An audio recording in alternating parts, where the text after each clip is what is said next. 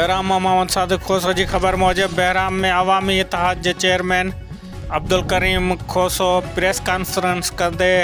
Town chairman doctor Ahmed Ali Birohi और town officer Arbab Ali Mastoi ते इल्ज़ाम आयो है त 50 खां 60 लाख रुपयनि जी बजट बावजूद शहर के कंहिं बि वार्ड में तरक्याती कम न थिया आहिनि। हुन चयो त सफ़ाई न हुजण ऐं मच्छरमारी स्प्रे न थियण सबबि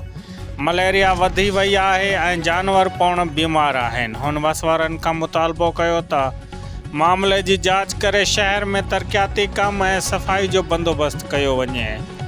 नाज़रीन, बहराम में अवामी इत्तेहाद के chairman Abdul Karim Khoso press conference कंदे टाउन चेयरमैन ऐं टाउन ऑफिसर खिलाफ़ इल्ज़ाम हणंदे चयो त 50 खां 60 लाख की बजट हुजण बावजूद